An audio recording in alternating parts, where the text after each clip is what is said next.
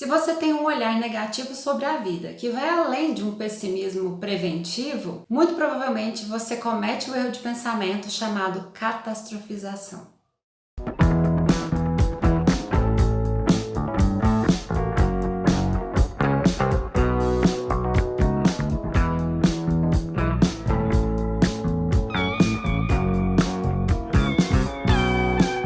Mas antes, eu quero saber se você já é inscrito. E se você não for inscrito, eu vou entrar em depressão, chorar um oceano de lágrimas até que você se inscreva.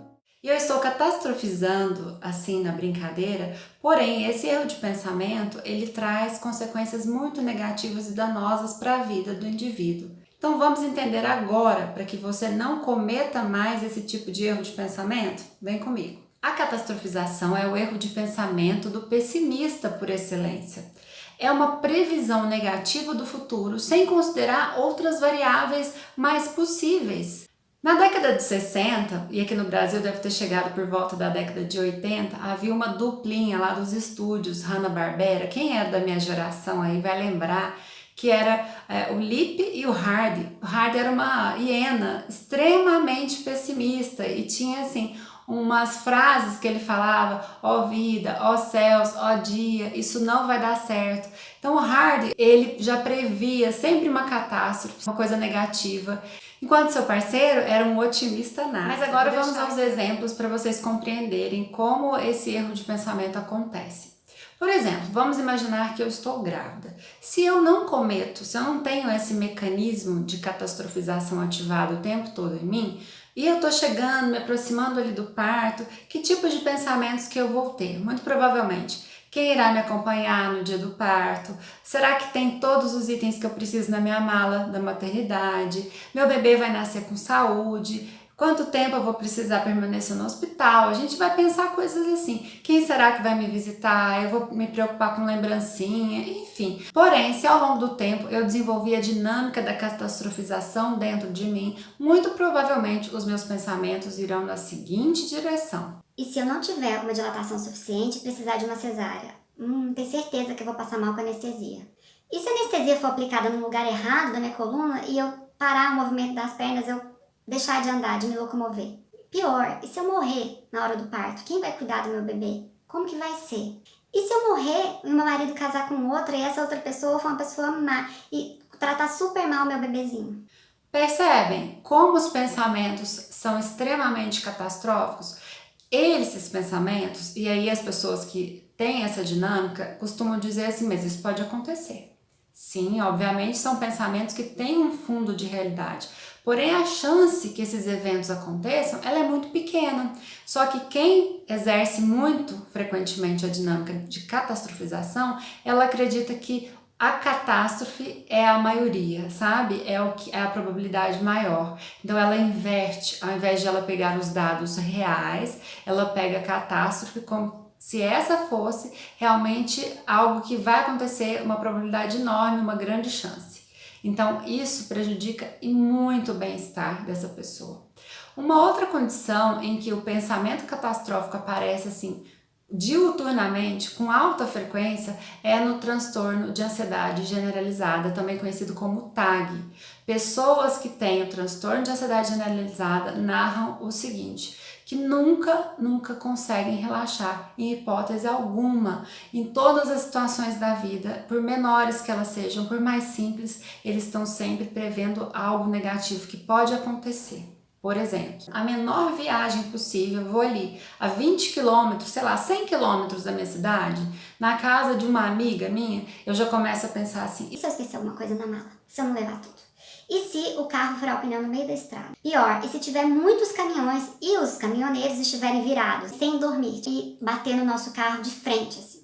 E se a gente sofrer realmente esse acidente e eu ficar paraplégica, eu ficar nas ferragens, como é que vai ser? Então, a pessoa que tem esse transtorno tem com muita frequência o pensamento de catastrofização. E aí dá para perceber o quanto esse tipo de pensamento impede que a pessoa se conecte com a vida, aproveite a vida de uma maneira leve, gostosa. Ela não está preocupada com os outros, com a felicidade, com o relaxamento, com a viagem. Se ela não consegue, não é porque ela não quer, é porque ela não consegue. O pensamento dela está focado na previsão, na previsibilidade, no controle. O controle que ela pensa que tem e que ela vai conseguir, prevendo todo esse futuro catastrófico, é uma ilusão, ele não existe. Ninguém consegue evitar uma catástrofe de fato só porque previu, só porque pensou sobre isso. E eu vou ler para vocês aqui um trechinho. Quem conhece esse livro da Tati Bernardi, Depois a Louca Sou Eu? Eu sei que virou filme, o filme eu não assisti, mas o livro é importante e interessante do ponto de vista emocional,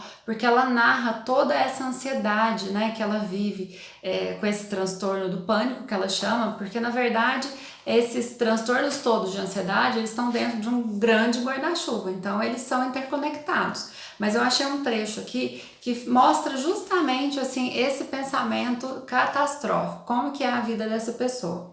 Na página 13, num capítulo que ela chamou de Síndrome da Fuga Repentina, e é justamente, eu achei perfeito esse nome, Síndrome da Fuga Repentina.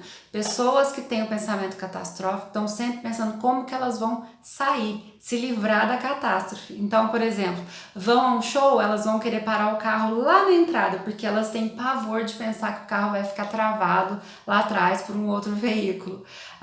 Por exemplo, numa multidão, né, elas lá em pé, jamais elas vão ficar em frente ao palco, elas vão ficar nas laterais, vão procurar logo uma saída, ou vão ficar perto de um banheiro. Percebem? Porque a catástrofe faz parte da vida delas, então elas não vão relaxar. Por mais que elas gostem daquele cantor, por mais que elas queiram ir àquele show, elas não vão aproveitar o suficiente.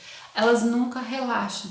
E aqui nesse capítulo, ela fala justamente mostrando, né, a diferença entre ela e o namorado, que eles foram para a praia certo dia, e ela fala assim, né, que isso ela falando mentalmente com ela mesma aqui no livro. Eu vou ler porque eu acho que é formidável a forma como ela descreve. Aliás, o livro vale a pena, gente. É muito bom. E ela fala assim que o namorado estava lá, preocupado se no dia seguinte ventaria mais ao norte, porque ele queria praticar algo assim do tipo kitesurf, né? E o que ela estava pensando? Enquanto ele estava lá preocupado se ia ter vento, para ele se divertir lá no mar, eu estava preocupada se meus pais morreriam antes do Natal, mesmo ainda eles sendo muito jovens e saudáveis. Estava preocupada se acordaria às 4 da manhã com um ataque intenso de pânico que inviabilizaria estar naquela pousada, namorar, tomar café, ter amigos, trabalhar, ser promovida de novo, ter um parto normal, ter mais um filho e passar o Natal na casa dos pais de um marido X, andar pelas ruas, fazer compras no supermercado, envelhecer na companhia de alguém, ter alguém próximo a mim no dia da minha morte, não sentir dor ao morrer, ter alguém que amasse muito e com quem eu pudesse ficar à vontade, para gemer de dor e talvez estar meio suja e talvez precisar de ajuda para ir ao banheiro no dia em que eu, bem velhinha, tivesse que morrer. Então percebe que assim, ela estava na praia com o namorado, tinha tantas outras coisas para ela pensar, para ela se preocupar, se ela ia tomar sol no dia seguinte, como que seria o mar, tinha outras praias perto para ela se divertir e ela estava lá, presa nos pensamentos dela de catástrofe, né? Então assim, é uma condição extremamente limitante que muita gente narra em terapia que nunca havia tido consciência até então que esse era um erro de pensamento e não simplesmente o jeito delas serem.